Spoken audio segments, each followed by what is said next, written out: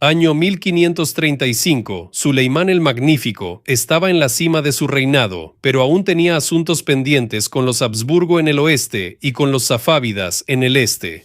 De esto hablaremos en el episodio de hoy. Les recuerdo que están en el canal Amazing History. Aquí solo hablamos de los eventos más interesantes de la historia del mundo antiguo y la Edad Media. Como siempre, pueden apoyar el desarrollo del canal a través de Patreon o PayPal. Tampoco olviden dejar su like y compartir su opinión en los comentarios. Ahora sí, vamos con el tema del episodio.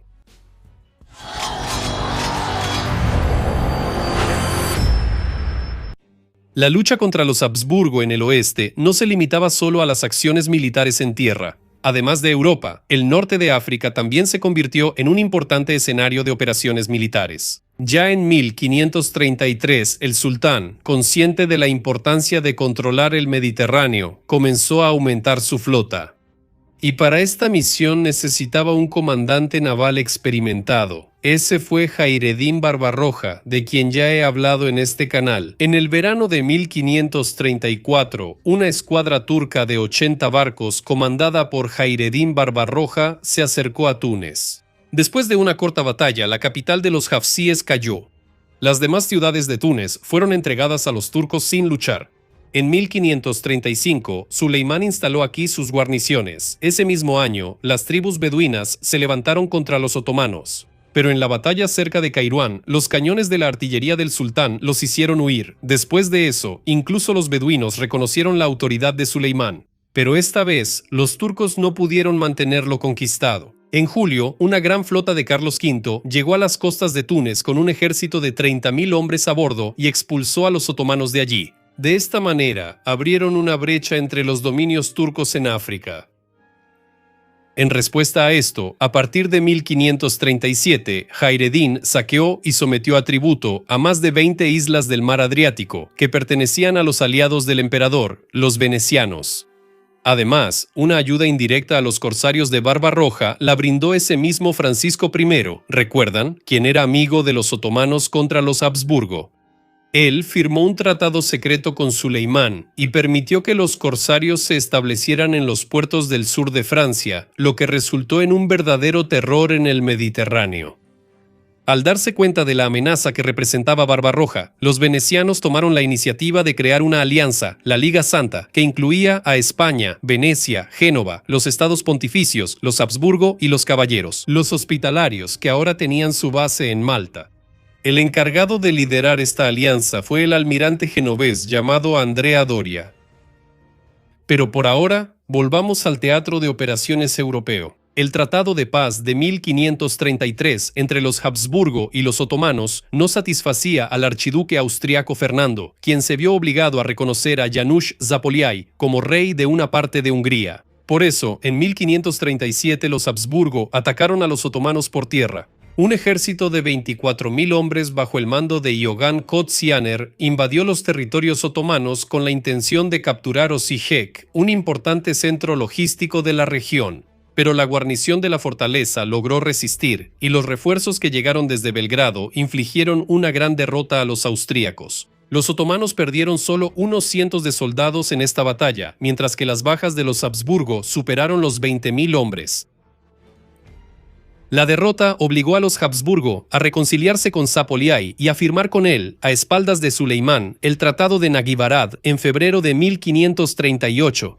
Según sus condiciones, Fernando I de Habsburgo reconocía a János Zápolyai como rey vitalicio de Hungría y gobernante de 2/3 del reino de Hungría. Mientras tanto, Zápolyai aceptó el dominio de Fernando sobre el oeste de Hungría y lo reconoció como su heredero al trono húngaro, ya que János no tenía hijos. Zápolyai también acordó recibir ayuda militar contra los turcos. Como pueden ver, el fiel vasallo de Suleimán empezó su propio juego a sus espaldas. Al mismo tiempo, la flota cristiana capturó la ciudad costera de Castelnuovo, ubicada frente a la costa del actual Montenegro.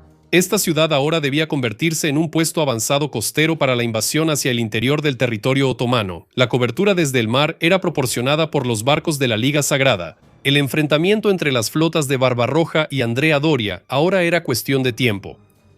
En la batalla naval de Preveza, en septiembre de 1538, los otomanos derrotaron a la escuadra naval combinada de los cristianos. Sobre esta batalla hay un relato detallado en el episodio sobre Barbarroja en el canal, así que no me detendré en ella. Ese mismo año de 1538, Suleimán emprendió una campaña en Moldavia. El motivo de esta campaña fue la relación secreta del voivoda de Moldavia, Petru Rareș, con Fernando de Austria. Reforzado por una horda de miles de tártaros del Han de Crimea, el ejército otomano tomó control de todo el país y lo saqueó. Petru Rareș huyó a Transilvania y en su lugar Suleimán puso a su hermano Esteban. Moldavia fue grabada con un gran tributo anual. En las desembocaduras del Danubio y el Dniester, el sultán fortificó las fortalezas de Kilija y Ackerman y creó un sanjacado especial que incluía el territorio entre el Dniester y el Prut, es decir, Besarabia. Este sanjacado servirá como base para una futura guerra contra Polonia.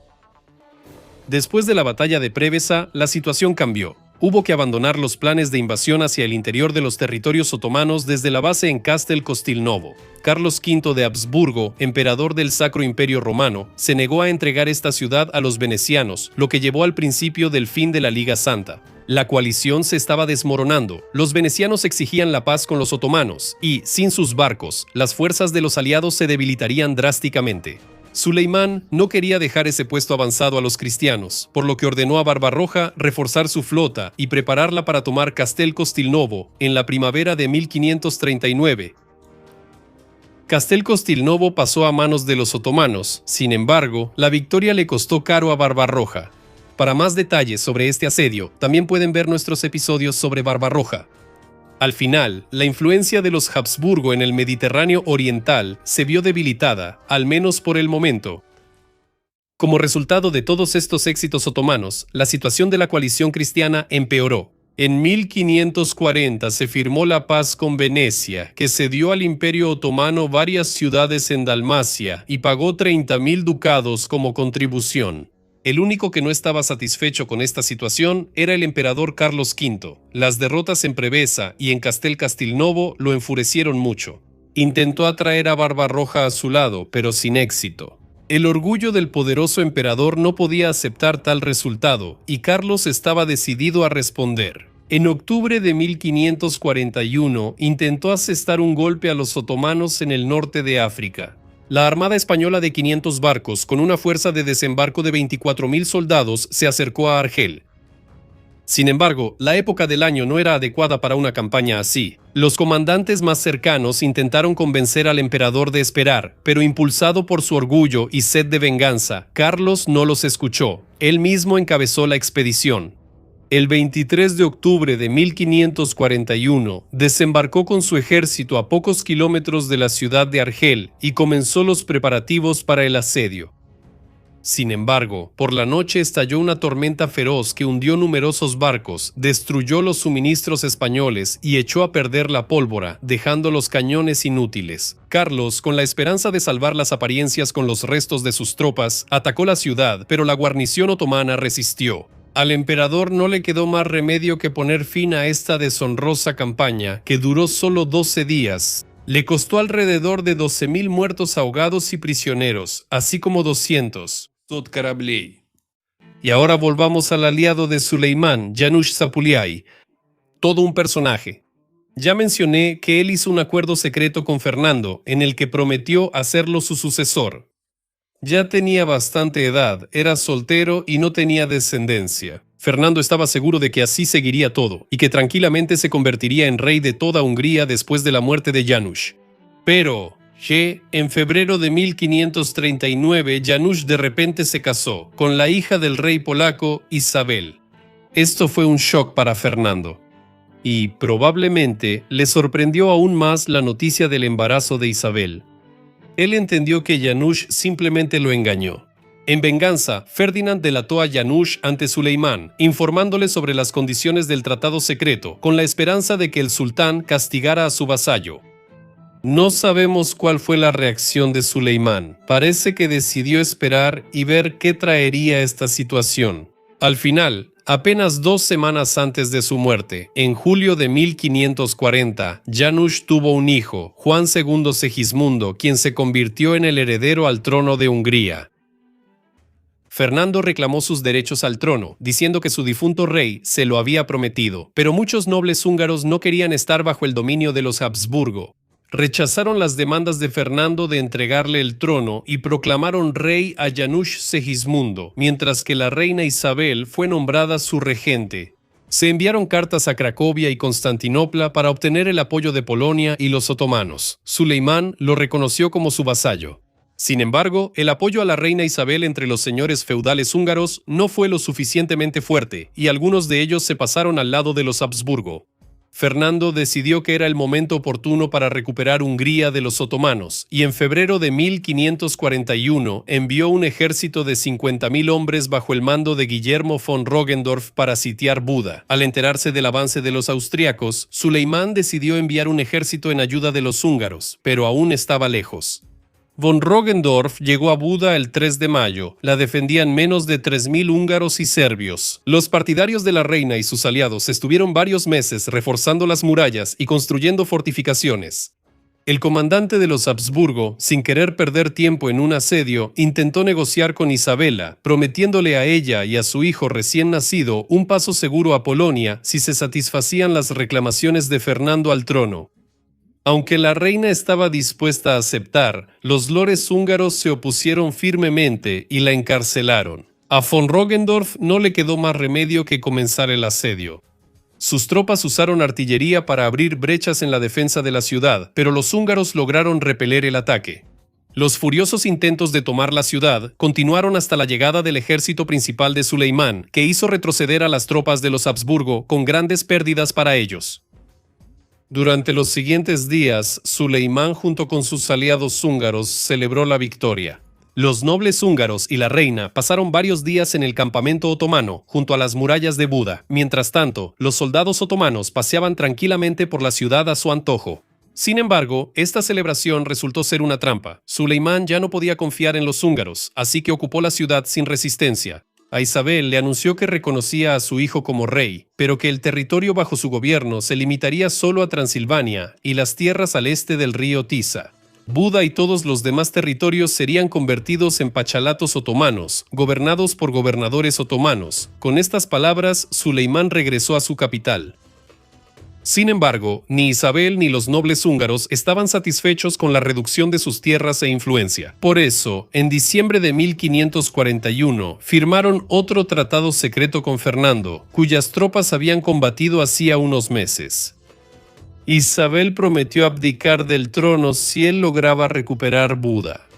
Y, de hecho, en agosto de 1542, Fernando envió otro ejército al ataque. Los austriacos avanzaban lentamente, lo que permitió a los otomanos organizar la defensa de Buda y Pest, cuyo asedio terminó en un completo fracaso. Suleimán tuvo que reaccionar y comenzó una campaña de represalia en abril de 1543. Entre junio y agosto, logró capturar muchas fortalezas importantes al norte de Buda. Los Habsburgo estaban agotados por la guerra. Y como la situación en la frontera safávida volvía a tensarse, Suleimán también quería la paz. Por eso, en 1545 se firmó una tregua con la mediación del rey francés Francisco I Antiguo, aliado de Suleimán. 2 años después, Suleimán firmó un tratado con Carlos V y Fernando. Sus conquistas en Hungría fueron reconocidas y Suleimán aceptó el dominio de los Habsburgo sobre una parte de Hungría a cambio de 30.000 florines de oro al año. Con esta nota positiva, interrumpo mi relato sobre Suleimán el Magnífico. El próximo episodio será el final, así que no se lo pierdan. Ustedes conocerán sus últimas campañas y cómo terminaron sus guerras con los safávidas. Nos vemos.